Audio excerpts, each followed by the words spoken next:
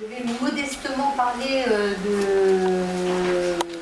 du projet, du programme, de la Chambre de commerce transfrontalière. Je vais parler de transfrontaliers en matière économique devant des gens qui connaissent ça par cœur et qui en ont fait bien avant que BRTA n'existe et que BRTA arrive à faire peut-être quelques petites choses parce que le transfrontalier ne date pas de juillet 2010, date de création de la CCI transfrontalière. Donc effectivement, le 1er juillet 2010, la Chambre de commerce de Bayonne, Pays Basque, et la Chambre de Guipuscoa ont décidé de créer une entité spécifique dédiée aux relations transfrontalières, à la collaboration économique transfrontalière. Tout ça parce que depuis de nombreuses années, les deux chambres de commerce, et également celle de Navarre d'ailleurs, menaient déjà des missions économiques. Elles avaient créé un salon transfrontalier qui avait connu 3 éditions, un à Bayonne, l'autre à Ficoba, et la 3e édition était à Pampelune. Ce petit supplément d'âme, c'est quand ils parlent basque tous les deux, parce que forcément ça fait gagner du temps en confiance. En grenade, parce que valeur, même langue, même culture, même valeur, etc. Mais force est de constater que, en tout cas en Iparaldine, des dirigeants bascophones, il n'y en a pas non plus énormément. Donc il y a ce problème de langue, de communication qui pose un problème, mais qui est aussi, pour des gens d'ici, une opportunité de travail, parce qu'il y a des entreprises aujourd'hui de l'autre côté qui sont à la recherche de francophones pour le marché français, pour développer une activité vers le marché français, une activité plutôt commerciale, plutôt marketing, etc. Mais là, il y a un jaillissement, d'après moi, un jaillissement d'emplois possibles, parce qu'ils sont à la recherche d'un profil français, francophone, éducation française, etc., etc. Enfin, Baignade, je ne veux pas te dénoncer, mais bon, je pense que tu pourrais en porter témoignage également. C'est effectivement à la recherche de comment ouvrir un marché avec quelqu'un du cru, en quelque sorte, un Français de France, quoi. Donc là, il y a un jaillissement d'emplois. Et à contrario, il y a beaucoup de jeunes et de moins jeunes d'ailleurs qui sont intéressés par le marché du Sud parce qu'il y a quand même, bon, je sais qu'il y a la crise économique, mais il y a quand même des gisements d'emplois, etc. possibles pour des gens d'ici.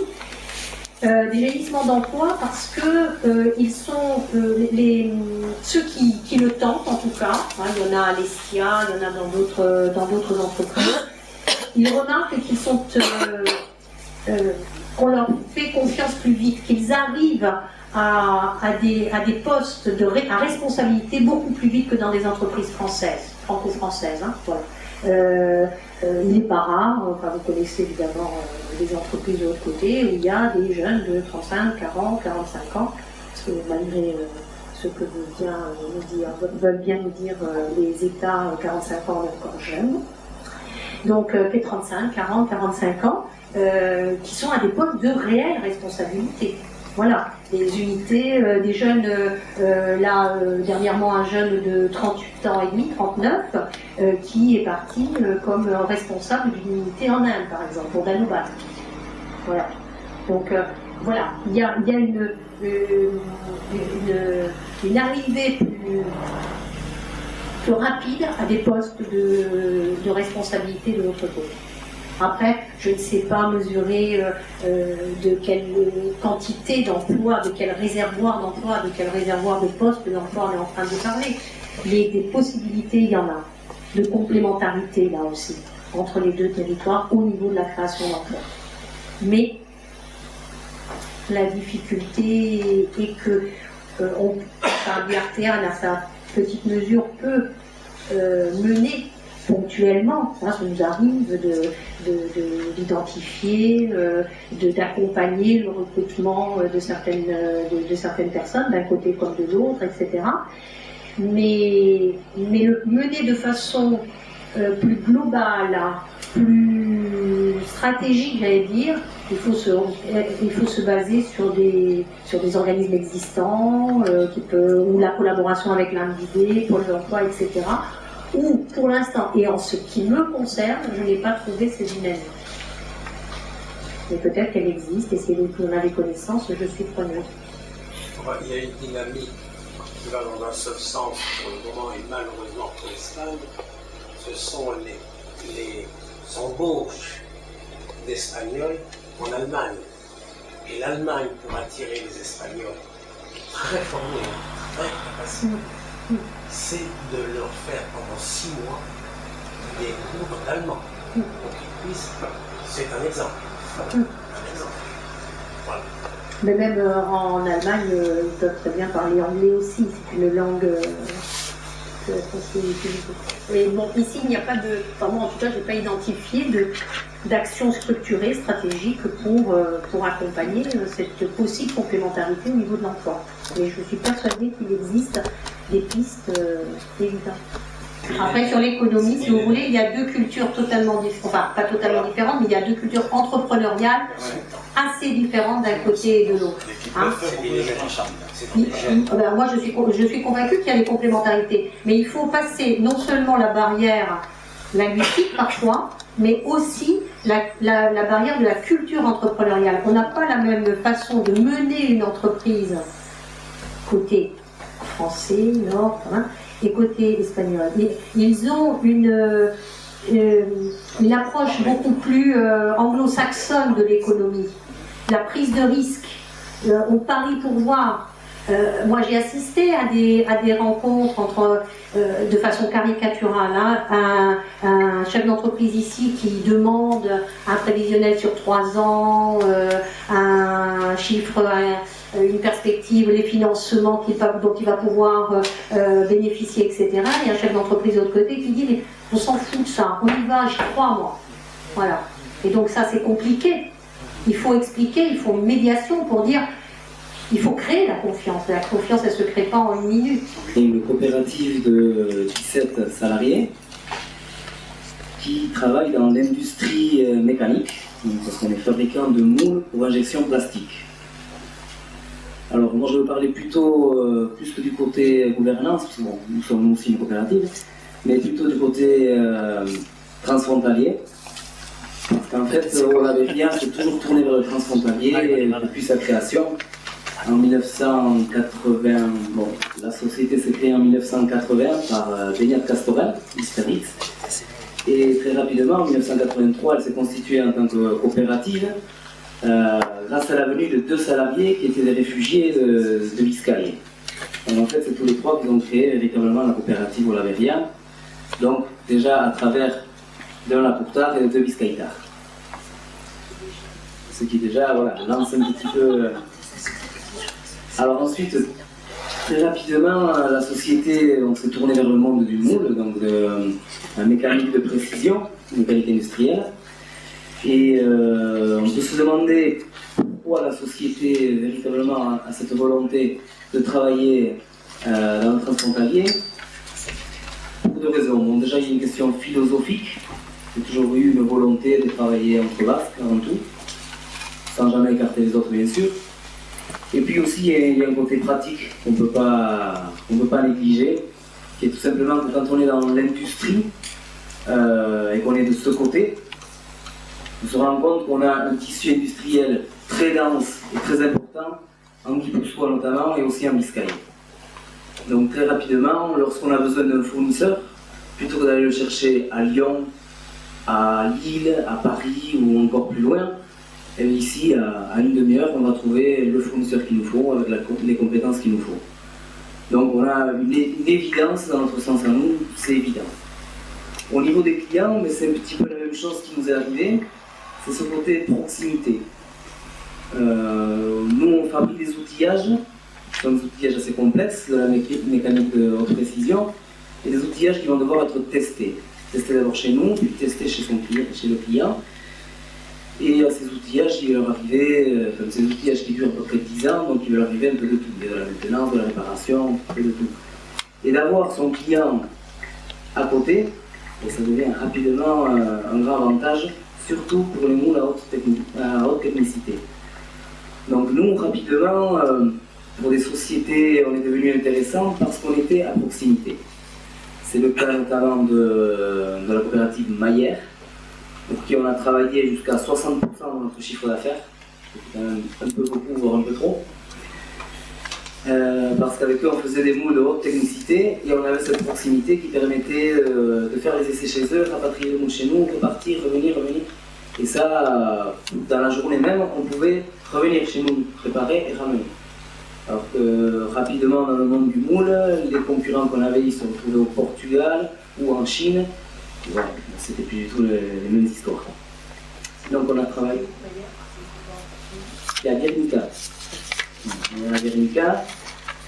Et historiquement, notre très grand client qui est à Chola-Lucé, donc à côté d'Algoïbar, qui lui fabrique des tournevis et ce genre de pièces. Et qui lui aussi demande des moules à haute technicité où il y a énormément de mise au point, donc énormément de va-et-vient à faire et beaucoup de collaboration à avoir. Et donc là aussi, c'est très intéressant d'avoir un client qui soit à proximité. Alors dans notre histoire, voilà, il y a eu notamment Maillère qui a été notre grand client jusqu'aux années à peu près 2002 jusqu'à 2005. Puis la crise automobile frappant très fort nous a obligés à nous écarter progressivement, pas progressivement, en un an et demi, quitter complètement le marché de l'automobile. Donc c'était une période assez difficile pour la société parce qu'elle allait se reconvertir dans un autre secteur complètement. Mais bon, c'était une époque où c'était encore faisable, et donc la société a réussi à le faire. Et depuis, au niveau des clients, c'est vrai qu'on a toujours donc Essena, ce client qui est à Chola-Lucé, Maillère avec qui on continue à travailler un petit peu, et puis toute une série de clients assez ponctuels. Au niveau des fournisseurs, comme je le disais, la proximité et le fait que le tissu de l'autre côté soit très dense, on travaille au niveau de notre sous-traitance en majorité avec des entreprises de Guipuscoa et de Vizcaya. Mais voilà, des deux côtés, parce qu'il y a le côté philosophique qui nous attire toujours vers là-bas, et parce qu'il y a le côté pratique et économique qui est d'avoir le fournisseur à côté. Ça c'est un petit peu pour l'historique dans le transfrontalier. Alors, pour aller toujours un petit peu plus loin, et surtout parce que la société en a eu besoin, surtout à partir de 2009, une crise assez importante a frappé tout le monde industriel, et notamment les moulistes. Donc les moulistes, en fait, sont toujours dans la phase de nouveaux projets, parce qu'on crée un nouveau moule pour un nouveau projet. Donc en 2009, la grande crise économique a bloqué tous les nouveaux projets, et donc les moulistes se sont retrouvés dans une situation assez compliquée. Et il a fallu, pour Olaveria, qui avait perdu à peu près 25% de son chiffre d'affaires, il a fallu trouver des voies de sortie. Il a fallu trouver d'autres secteurs, d'autres matières, d'autres choses. On était un petit peu dans cet impératif-là. On a commencé à chercher, et c'est ça qui nous a mené vers un grand projet transfrontalier qu'on a actuellement. On s'est tourné vers une matière qui était proche du plastique et du caoutchouc dans ses manières d'être travaillées, qui est le silicone liquide. Et on a commencé à mener une réflexion autour de ça. Très rapidement, il y a la société Sicaucho, qui est une coopérative à Berriatois, donc en Vizcaya, qui était à la recherche d'un mouliste qui était capable de faire ça, donc des moules pour injecter le silicone. Et on s'est lancé dans des projets R&D avec eux, qui était la production d'un premier moule silicone. Bon, la relation était très bonne, hein, ça s'est bien passé. Bon. Ensuite, on a continué notre petit bout de chemin chacun de notre côté, chacun ayant un petit peu ses intérêts et ses voies à faire, on va dire. Et nous, le pas de plus qu'on a mené ensuite, c'était que pour continuer à avancer dans ce monde-là, on devait s'équiper des équipements pour nos clients, donc pouvoir tester nos moules. Et lorsqu'on a commencé à chercher un partenaire, parce que tout seul on n'était pas capable d'assumer ça, les coûts que ça imposait, lorsqu'on a commencé à chercher un partenaire, donc Sicaucho à ce moment-là n'était pas vraiment intéressé pour être ce partenaire-là, on a eu la chance que très rapidement après avoir eu la réponse de Sicaucho, il y a une autre personne qui se tournait vers nous. C'est le centre technologique Léa Tibaï, donc voisin de Sicaucho et aussi des Vizcaya, qui sont tournés vers nous pour nous dire nous ça nous intéresse. Ils ils étaient aussi un petit peu en crise vu qu'ils formaient des gens pour l'injection plastique et que l'injection plastique étant battant un petit peu des ailes, il fallait qu'ils trouvent des formations nouvelles, d'autres choses. Et donc ça les intéressait. À partir de là, avec l'Ertivaille, on s'est vite rendu compte que plus que nos deux entreprises, le Silicon Liquide pouvait être un domaine qui pouvait toucher beaucoup plus de monde et qui pouvait être une voie de diversification pour beaucoup plus de monde. Comme notre rayon d'action était assez faible, on s'était tourné à l'époque vers Biartian. Et Olga n'en a pas parlé tout à l'heure, pour me laisser en parler maintenant.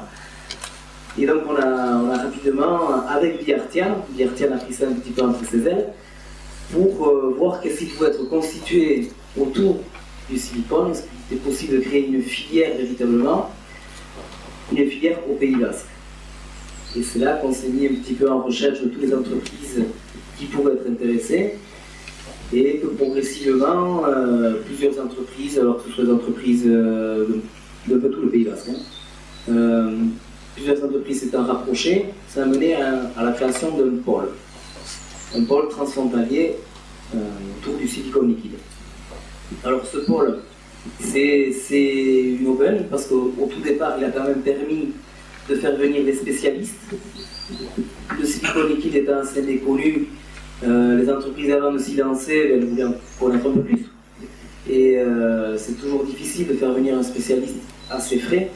Donc Biartian a permis de mutualiser et de faire venir des spécialistes qui nous ont parlé dans les marchés, dans les techniques, un petit peu sur tous les aspects du silicone, et ça a permis en fait à plusieurs entreprises de s'intéresser de plus près à ça, et donc de constituer véritablement un pôle. À l'heure actuelle, si je ne me trompe pas, dans ce pôle, il y a véritablement 5 entreprises qui sont actives. Il y a 2 entreprises de ce côté et 3 de l'autre. Il y a 2 entreprises biscayennes qui sont donc le Centre technologique L'Ertivaille et l'entreprise Citaucho. Une entreprise guipuscoane à Irún, qui est Cautxocan. Ensuite une entreprise touletine, EDL à Moléon, et Olaveria à Ustaritz. Depuis, comment est-ce qu'on vit les relations transfrontalières? Je dirais, dans notre cas, nous, de manière assez évidente, assez simple, notamment parce qu'on a toujours Biartian qui est entre nous et qui nous permet très facilement de circuler les informations, mais aussi parce qu'on, petit à petit, entre toutes les réunions qu'on a suivies ensemble, on a appris un petit peu à se connaître, à savoir connaître les tempéraments des gens, mais aussi leurs besoins de leur entreprise. Et donc d'aller vers eux de façon plus facile, de cibler leurs besoins et eux-mêmes cibler mieux les nôtres et nos intérêts. Donc la relation est assez évidente et assez simple. Grâce notamment à Biartian et à tout ce projet-là. Donc le transfrontalier, ce que pourrait dire Olaveria à ce sujet, nous dans notre cas, bon, philosophiquement bien sûr ça a toujours été une volonté, mais c'était véritablement un intérêt. Et une fois qu'on trouve d'autres personnes intéressées, alors tout devient possible, tout devient même des fois assez simple. Peut-être plus simple qu'avec d'autres entreprises françaises ou les entreprises biscaïtaires avec d'autres entreprises espagnoles. Parce qu'on converge un petit peu vers la même chose. S'il faudrait dire au niveau des relations transfrontalières, le bémol et ce qui fait qu'il les freine, ce niveau-là, personnellement, je pense que c'est vrai que le plus grand frein, c'est encore la langue. Je vois ça de deux façons. La première, c'est dans ma propre entreprise. Je vois les gens qui savent le basque ou l'espagnol n'ont aucun problème à travailler avec une entreprise de Biscaye, sont même contents de se retrouver à travailler avec une entreprise voisine qui habite à 50 km. Par contre, ceux qui ne savent ni le basque ni l'espagnol, très rapidement, ça les bloque. Ils ne vont pas être capables de communiquer avec eux, parce qu'en général, donc, les entreprises de l'autre côté ne savent pas le français, etc. Et donc, ça les bloque et ça les freine, que ce soit au niveau des clients ou au niveau des fournisseurs. Si on peut éviter, c'est mieux. Ils vont essayer, non, mais on a un fournisseur qui forcément travaillera mieux parce qu'il est à Lyon, forcément. Parce qu'inconsciemment, ce côté-là, je ne peux pas les communiquer. Si j'ai un problème, je ne vais pas pouvoir l'expliquer, on ne va pas pouvoir se mettre d'accord. Donc, ce frein de la langue, c'est le plus important. Une fois que ce frein de la langue est franchi, et je vois donc de l'autre côté les salariés, les travailleurs qui eux maîtrisent ou le basque ou l'espagnol, eux par contre il y a beaucoup plus cette volonté. Ils se rendent compte qu'ils vont tomber sur un biscayen qui n'a pas le même basque qu'eux par exemple, mais qu'entre eux, entre Souletais et Biscayen, ils vont réussir à se comprendre et ça devient même presque un jeu. Et c'est vrai qu'une fois qu'on a franchi la barrière de la langue, le transfrontalier devient évident. Je pense que devient évident et les intérêts sont rapidement communs. On trouve facilement des points d'intérêt communs à partir du moment où on n'a plus peur d'y aller. Et je crois qu'à l'heure actuelle, si le transfrontalier n'est pas aussi développé que ça, c'est par les problèmes de langue. Bon. Oui, je ne vais pas trop expliquer. En fait, dans le pôle, vous voulez dire. Dans ce pôle, on va se retrouver un peu toutes les entreprises de la filière. La filière du silicone, elle va être composée d'une part d'un centre technologique qui lui va réfléchir un peu sur la nature de quel silicone utiliser, quelle température il vaudrait mieux, un petit peu côté technologique véritablement. Ensuite, il va falloir faire un outillage, le moule, donc il va être propre à la pièce même. Et ensuite, il va falloir avoir un transformateur, une personne qui va utiliser le moule pour sortir les pièces en grande quantité et qui va attaquer les marchés. Voilà, donc en fait, dans ce pôle, on regroupe tous les acteurs de la filière, ce qui permet de répondre à un client potentiel de manière globale. C'est-à-dire quelqu'un qui aurait peut-être une idée, qui se dit « Moi j'aurais une pièce que je pense qui pourrait se faire en silicone », et dans la filière, on peut lui répondre de A à Z, de l'étude technique jusqu'à la production de ces pièces. Donc il y avait la volonté de créer quelque chose de nouveau, mais à travers en fait la création d'une filière globale pour répondre entièrement à un client, à tous ses besoins. On a dit que vous allez fabriquer, va être fabriqué dans ces 5 entreprises différentes, chacune va contribuer d'une certaine manière à... Suivant les projets, chacun va contribuer d'une manière différente. Oui.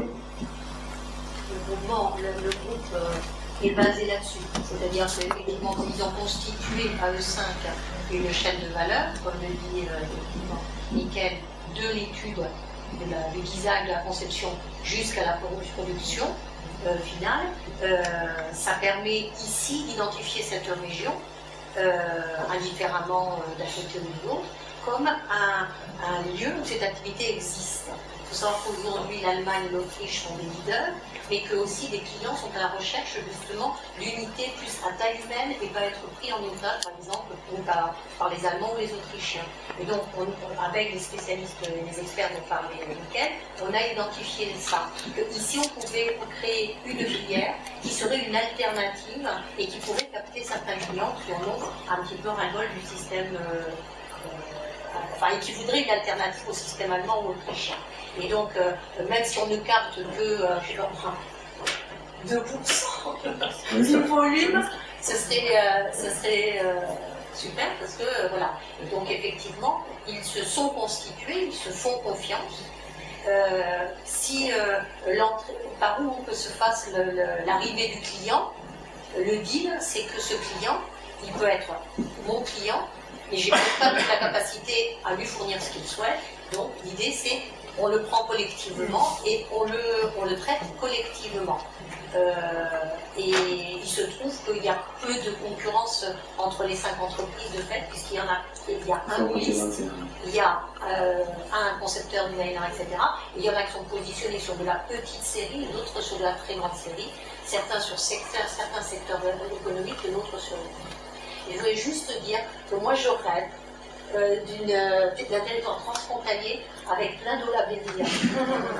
Parce que franchement, avoir comme base philosophique que la proximité, que la collaboration et la coopération transfrontalière est évidente, que c'est ça qu'il faut faire, et qu'à chaque pas que l'entreprise, enfin je ne suis pas à l'intérieur de l'entreprise, mais ce que je vois de l'extérieur, à chaque pas qu'ils franchissent, les décisions qu'ils prennent, ils regardent le territoire Ego et Iparaldé comme leur territoire naturel, moi je rêve de cloner l'Olaberia d'un côté et de l'autre. Parce que franchement, c'est exemplaire. Enfin, il y en a d'autres, hein, certainement, mais je veux dire, c'est vraiment dans la démarche. C'est-à-dire que les commandes, elles viennent elles sont dirigées. Alors, ça démarre hein, pour l'instant ce pôle, mais le but, c'est deux possibilités, où elles arrivent par un des interlocuteurs de ce groupe, une des entreprises, ou qu'elles arrivent directement par l'entrée du pôle, qui est actuellement en gare Illas-Torsa de Biartial, et qu'ensuite, voilà. Après, comme on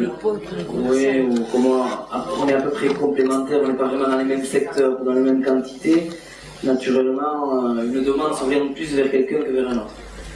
Donc, vraiment l'animation de travailler là, ou c'est le travail supplémentaire quand même l'animation, Ouais. Et à terme, ou est-ce que déjà dans les entreprises, vous avez des gens qui passent du temps à se travailler pour le moment, à travailler sur le pôle? Est-ce que ça a une influence sur l'activité de l'entreprise, ou est-ce que c'est pour le moment certains des dirigeants qui passent ce temps-là en plus? C'est un peu des deux. Hein. Actuellement, c'est sûr que la face la plus visible, c'est à travers Biartial. Donc les premières consultations, tout ça véritablement pour ce pôle, ont été reçues par Biartial. Ensuite, il y a aussi un travail un petit peu interne de chaque entreprise. Quand il lui arrive une consultation d'un de ses clients traditionnels, ne passe pas par Biartial, passe directement par lui, et qui donc lui va consulter les autres entreprises suivant ses intérêts. Biartial dans le dispositif d'allocation, expulsé. C'est-à-dire que ce n'est qu'une transition, hein, c'est-à-dire qu'effectivement on a pris en charge la démarche commerciale pour le collectif, mais à terme, l'idée c'est que Biartial n'existe plus dans le mouvement, et que le mouvement, soit en créant une unité de commercialisation en commun, enfin par l'idée par la décision qui leur conviendra à nous. Il continue à exister quand même pour pouvoir promouvoir d'autres. Ah oui, vous n'allez pas vous débarrasser de ça, c'est sûr. Enfin, j'espère. Non, dans ce projet-là. Donc, la collaboration fonctionne assez bien, notamment parce que récemment, on a pu le démontrer, on a pris un jeune de l'Artivail, donc un jeune skater qui sortait du centre de formation de l'Artivail, qui avait fait son stage à Olaberia et qui est donc formé un petit peu pour les choses auxquelles on travaille, donc très naturellement, il est rentré dans Olaberia. Alors, il pratiquait le basque et l'espagnol, et pas du tout le français, bien sûr, l'anglais, un petit peu quand même l'anglais. Et donc, un des premiers pas, ça a été de l'envoyer à la CCI pour prendre des cours de français. Ça devrait tous nous faire évoluer, chacun à Bien sûr. Après, ces jeunes, ils arrivent, on en a pas mal sur l'Estia aussi, qui viennent passer entre 3 et 6 mois. Et ils arrivent sans savoir le français et l'espagnol, mais quand ils repartent, ils savent. Hein. Sans savoir le français, en sachant le euskara et l'espagnol, ils arrivent sans savoir le français, mais quand ils repartent, ils parlent plutôt bien. Quoi, hein. Ça fait combien? Ça fait deux. Ouais, après, depuis le début du stage, ça fait 6 mois, des choses comme ça, mais il parle maintenant. Il peut téléphoner à des clients, à des fournisseurs en français, c'est pas. C'est pas insurmontable non plus. Et les autres entreprises, ça ne les motive pas là, pour se mettre à jouer avec ce qu'on est dedans. Il faudrait les envoyer en stage de l'autre côté. Oui, mais bon, ça demande une volonté.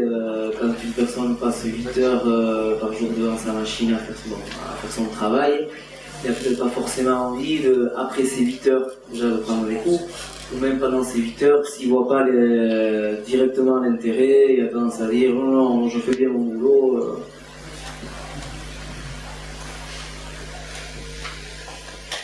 La taille des partenaires, il y en a 17 les autres. C'est autre chose, c'est beaucoup. Je ne saurais pas dire quelle dimension ils ont en EPL, je crois que c'est une dizaine, Moléon. Caoutchouc prennent, je crois qu'ils sont une trentaine. Entre les deux unités, il doit être plus, 50 en tout. Si Caucho, ils doivent être dans les 500 par là. Hein. Ils ont un petit département, c'est comme Oui. parce qu'ils ont une gamme de actifs. Et les Artivailles, j'arrive pas. Non, mais Mais ils ont la formation en même temps. Ouais, voilà, comme c'est un centre de formation, je ne sais pas trop comment ils considèrent les associés et les non associés.